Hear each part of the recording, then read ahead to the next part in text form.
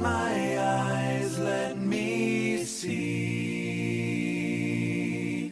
beauty that made this heart. There's a word that's found in the Bible. Well, it's actually 774,000 plus words. But the word I want to talk to about this afternoon is a four-letter word with two different spellings, totally different meanings. The first one is A-B-E-L, and the second is A-B-L-E. And I know that you know that Cain killed his brother Abel. I know you know that. I know you're aware of Hebrews, the 11th chapter, verse 4. By faith, Abel offered to God a better sacrifice than Cain, through which he obtained the testimony that he was righteous, God testifying about his gifts. And through faith, though he is dead, still speaks. I think we can learn a lot when you consider the word Abel.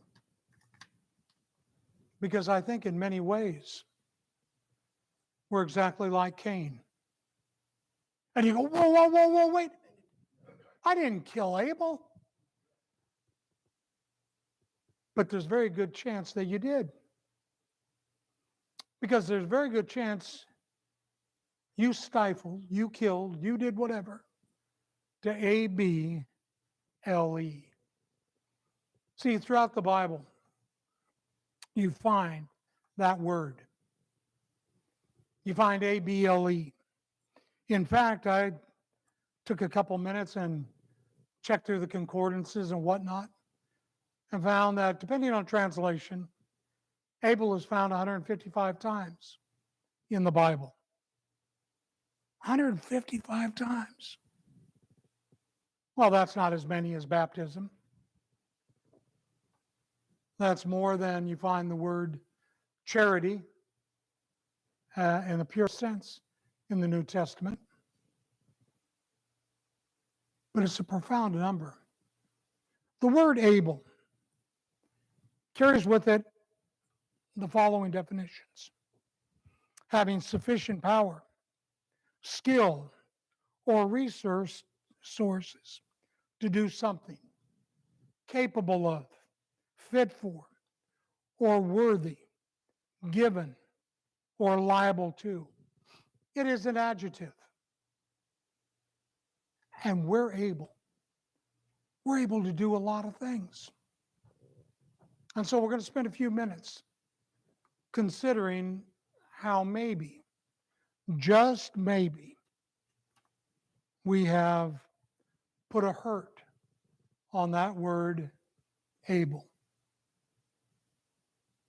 You realize that Paul challenges us through the Ephesian letter to be able to stand. To stand. And you go, all of us can stand. Just a second ago, I was asked, where's your cane? And I go to myself, I can stand. I don't need the cane all the time. I don't need the walker all the time. I'm not decrepit. But sometimes we need a support mechanism. But we're still able to stand.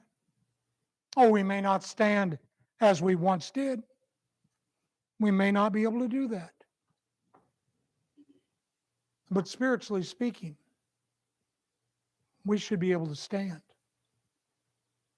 One of the thoughts that was running through my mind this morning as Dennis was talking was Hebrews. And as you look in chapters 4, 5, and 6, the exhortation is given there that even though it doesn't say it in every one of those chapters, chapter 5 it does. For by this time you ought to be teachers, but you have need again of someone to teach you the elementary principles of the oracles of God. See, when Paul talks about you're able to stand, what he's talking about is that we as Christians should have that ability to stand. And so I sit there and look and go, well, if we're not willing to stand and to stand for truth, then what's holding us down? What's holding us down? Why can't we stand? When I was working in the hospital in South Carolina, and I'd be going around to the various rooms, and I would talk to the people. Then I would get a call to go down to the critical decision unit. So I'd head downstairs, take off my tie, take off my jacket, because I knew where I was going into. The individuals were in a rather individualized mood. In other words, they could get violent quickly. And I went into one particular room one time, and the individual was sitting there in a chair. And I'm thinking, why are they in here? Why? They're not manic. And then all of a sudden I looked closer and I saw the reason. The person couldn't do anything, couldn't stand. He was strapped down. Straps were holding him down. And boy, after a little while there, I was glad the straps were in place. But when I look spiritually and I see how we're able to stand, we're able to do so much, that we have it in us to do a lot of things. So why have we strapped ourselves down? Why are we not doing what we need to do? And I know I'm talking to the backbone of the congregation as you're assembled here. You're here Sunday morning, Sunday afternoon, more often than not Wednesday nights.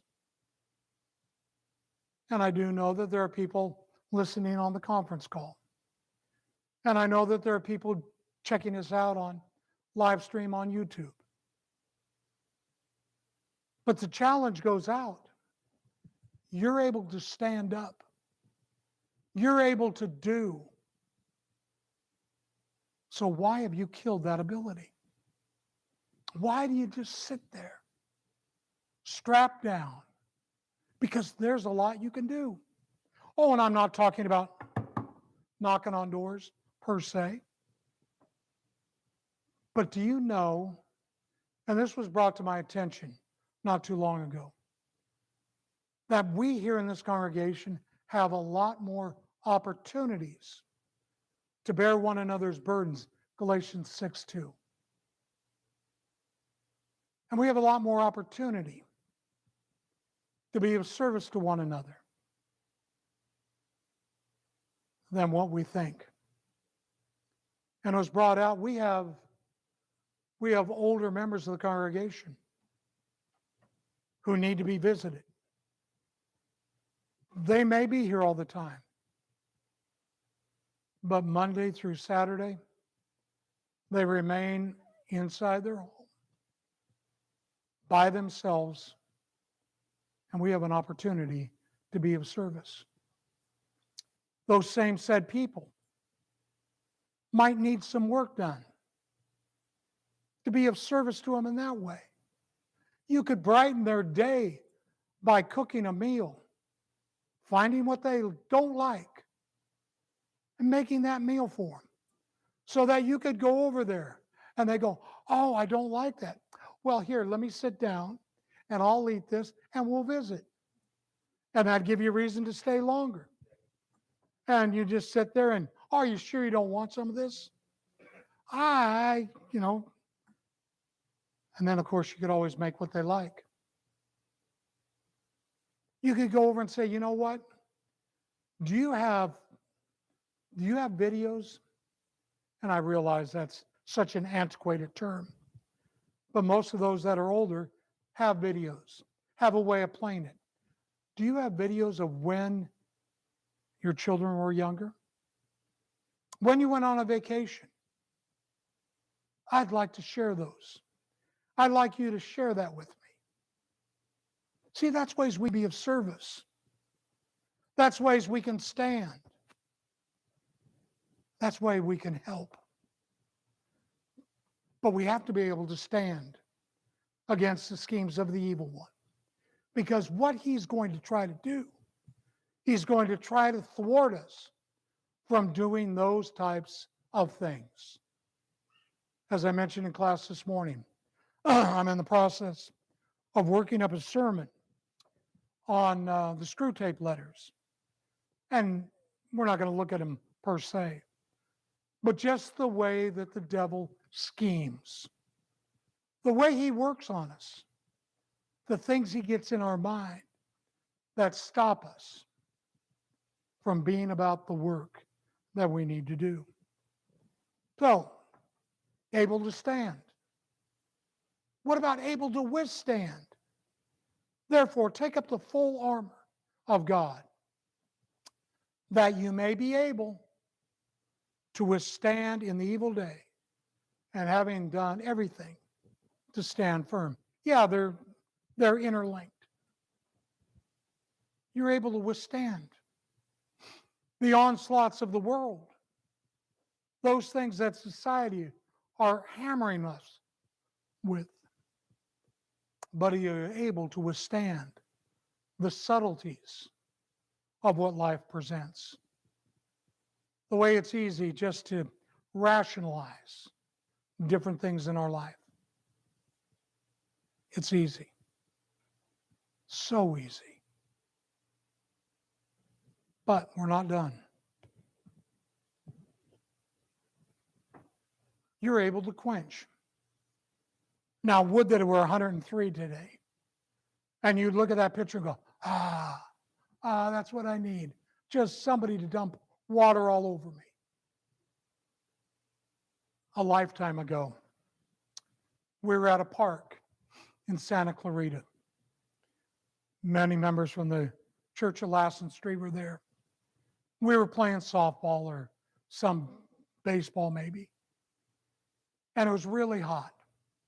We had a trash can that had been full of ice and sodas in it. And one of the members said, I'm so hot. If I could get into that trash can and just dunk myself in it, I would. And I was young and strong. And I said, well, what if I just dump it over you? And he goes, go ahead. I said, well, all right. Why don't you just sit over here on this bench? Sat over on the bench, and I picked up that trash can, lifted it as high as I could, and dumped it right on him. I heard him take his breath away. Thought he was going to die. But it was able to quench him.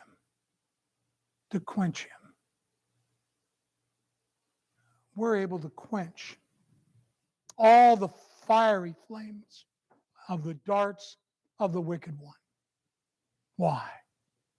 Because we've taken up the shield of faith. It is by and through our knowledge of God's word. It has got to be a growing knowledge. It cannot be static. Remember on Wednesday evening, I told you that what we'd been doing was an introductory step into active listening.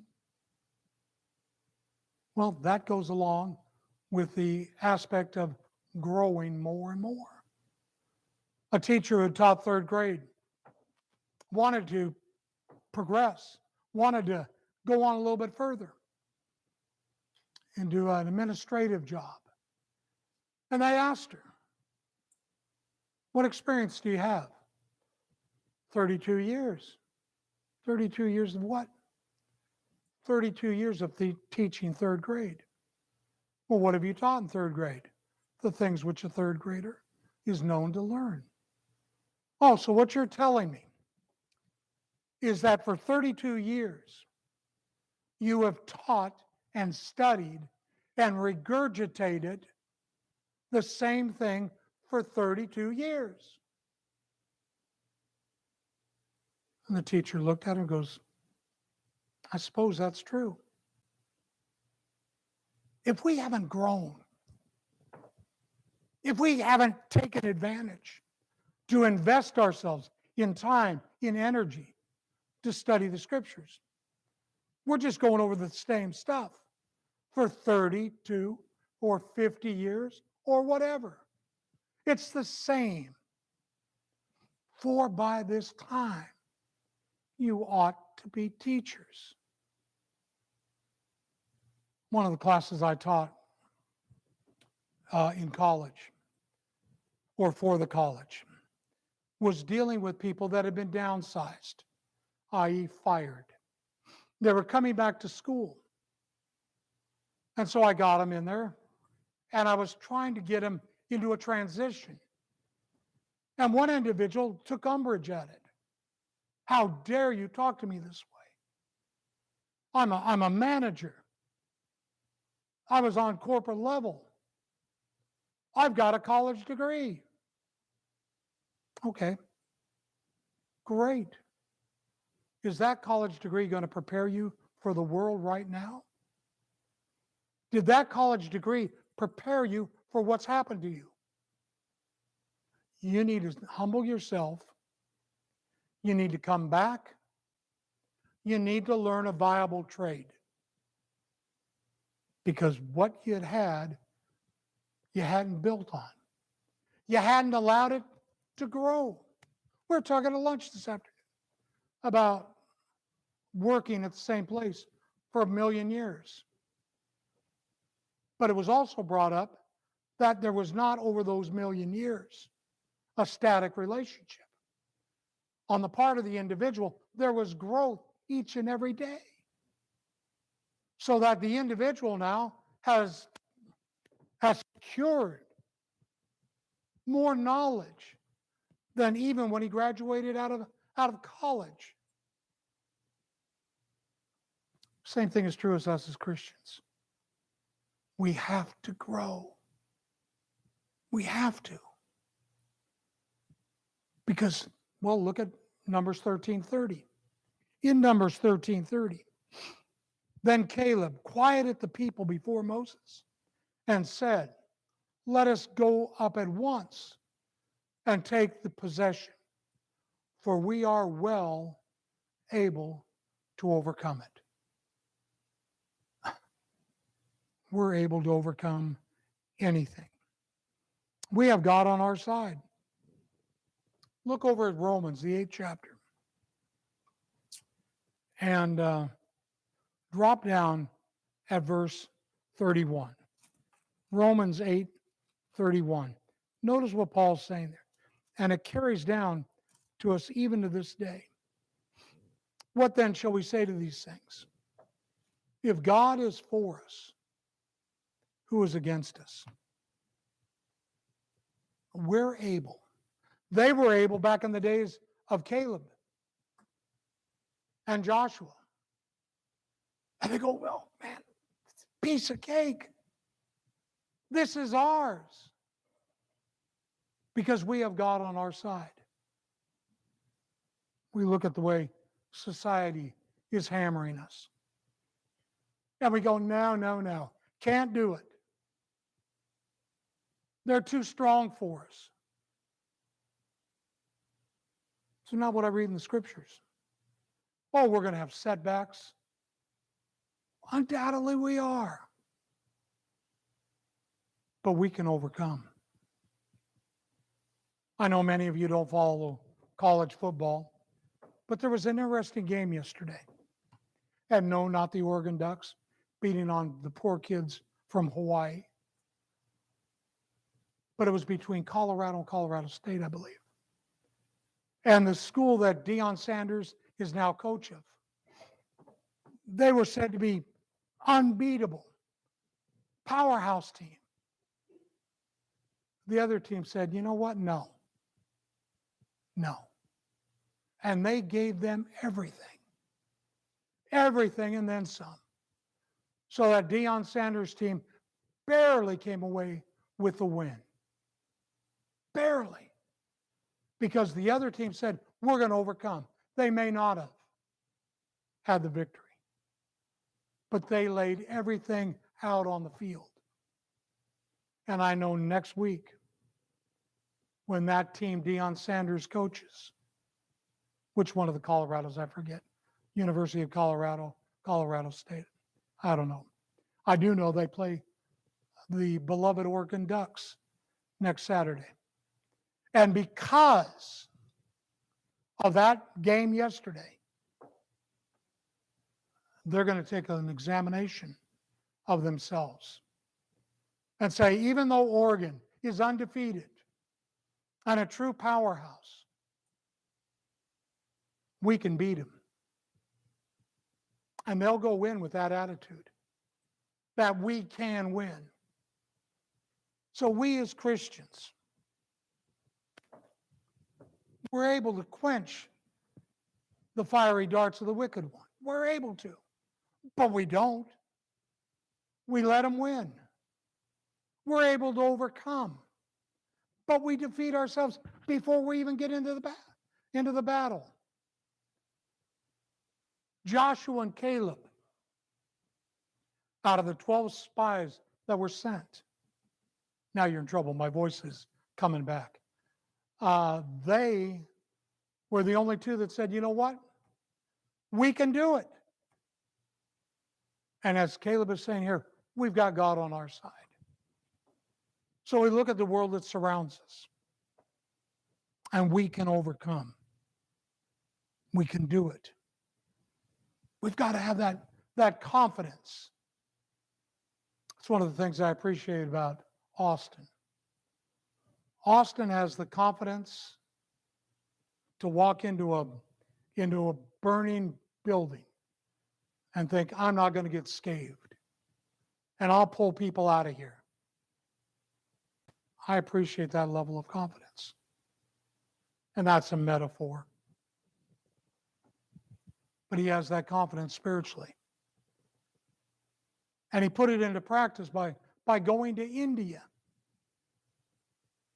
I was told when I moved from Washington State to the little work that I was going to in South Carolina, somebody told me, you're going to go into a mission field.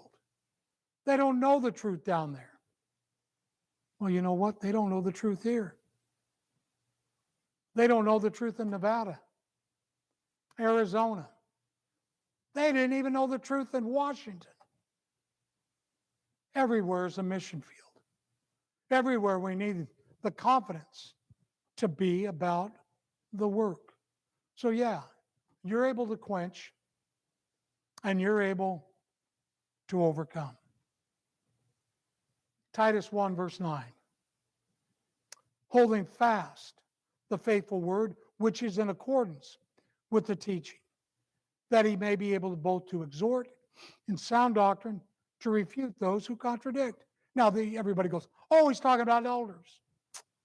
Guess what? As a Christian, the same spiritual qualifications that are there for an elder and a deacon are there for every Christian, other than those things that are limited by gender. Spiritual things, all applicable. So all of us need to be able to exhort. Now, what do we talk about and what do we mean when we talk about exhortation? Exhortation carries with it the idea to lift up, to stimulate, to advance someone's faith, to lift them up to higher and higher regards. Somebody, we were leaving this afternoon, came up to me and took me aside and said, you know, that young man who spoke today, he's really quite good. And I said, I agree with you. But then the person said, but I hope you're not moving, and I hope he's not trying out to come here. And I go, well, yeah, he really is. And yeah, I really am. And the jaw about dropped. And then I smiled and got hit on the shoulder. Dennis did a great job. Don't tell me. Tell him. Exhort him. Even better, exhort the woman who raised him. You did a halfway decent job. Don't give her too much credit. Halfway decent. Because I'm sure if we took Dennis aside, he'd give us all sorts of stories. But I speak tongue in cheek. But there is a semblance of truth there. Each one of us is able to exhort, to lift another up. And I try to do it a couple of ways. I try to do it by direct statements. But I also try to do it with humor. And so when I tease, and when I joke, and I make you smile, or make you groan, I hope you realize I'm trying to exhort you. We can all exhort one another. You have that ability. You're able to do that. But sometimes we kill that. We destroy it. I don't know if you've ever killed something. Oh, maybe a bug or a mouse or a rat. But if you kill something, it hurts you the first time. My father used to take me hunting. And the first time I killed something, I cried. It bothered me greatly. And now when I begin to think about killing Abel, whoa, it should have that impact on me. And again, not A-B-E-L, but A-B-L-E. What about admonish? That's a hard one. It's a hard one. Romans 15:14. You yourselves are full of goodness, filled with knowledge. Notice what he's doing. He's exhorting them. Look at, you're really doing great. Now, because of that, you're able to admonish one another. Admonish doesn't mean getting in their grill. Doesn't mean yelling and screaming. But it means with gentleness, tenderness of heart, directing the individual in the way they should go. Our time's rapidly running away because I've got flannel lips.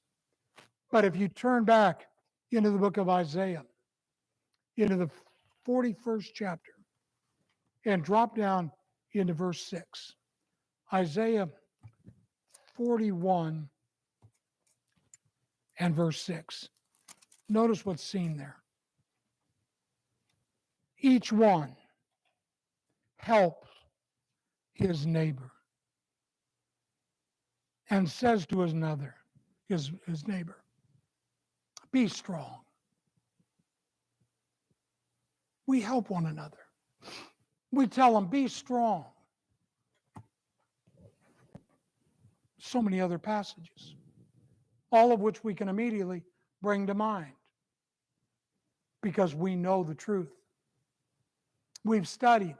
Even if we've just learned by rote memorization, which unfortunately, in the manner of teaching, the Church of Christ has relied on for far too long. Fill in the blanks and regurgitate the answer back rather than be a critical thinker and share, open, have dialogue. Once you share something, you take ownership of it. And that's what I try to do in my teaching. Try to get you to take ownership by trying to get you to say the answer after you've thought about it, contemplate it. Then you share. Now, you're able to admonish one another. If you see something that needs corrected in the life of another, go to them. Talk to them privately. and say, here's how we can correct this. Or I'm willing to accept the correction. But you're able to. Don't go around looking for it. But when it presents itself, you're able to instruct. All children of God have been directed to embrace all the things we've talked about, but we're able to instruct. That gets us back to what Austin has been talking to us about ever since he first set foot in this church building. The need to instruct. 2 Timothy 2:2. The things which you have heard from me in the presence of many witnesses, these entrust to faithful men who will be able to teach others also. Now, I could drag out any number of passages and lay them before you about how older women are to teach the younger, about Titus 4:11, about, Ephesians 4:11, Titus 2:3-7, and many more. We're able to instruct. We're able to do it. So why do we avoid it? Why do we strap ourselves down that we can't stand and do what needs to be done? Have we recognized that in so many areas we are more than capable? And that's why especially in the New Testament, you're able to stand. You're able to withstand. You're able to quench. You're able to overcome. You're able to exhort. You're able to admonish. Why? Because you're able to teach. You're able to instruct. So, yeah, the word able plays an important role in all that we're about, in all that we do. And so I realize that, Cain, out of jealousy, killed his brother Abel. He was jealous of him, and he killed him. So let me ask you a question. Why do you stifle and kill Abel? Because you're able to do so much. Well, the lesson is yours this afternoon. It was not one to uplift you. It was not designed to kind of make you smile and happy, but it was designed because I needed it for me to be challenged, to look at myself and say, you know what? You are able to do so much. Do it. Don't find an excuse. Do it. As Christians, we're able to do a lot. Do it. But if you're here this afternoon and you need the prayers of the congregation for strength and or encouragement, we'll be glad to help you because we're able and we long for that opportunity. If you're not a child of God, you realize what you need to do, that you need to put on Christ in the waters of baptism for the remission of your sins. We're able to help you complete that endeavor. We're able to help you then as you go on in newness of life. We're able, and more than able, we're willing. So if you're subject to the invitation in any way, we invite you to come while we stand and sing. Upon that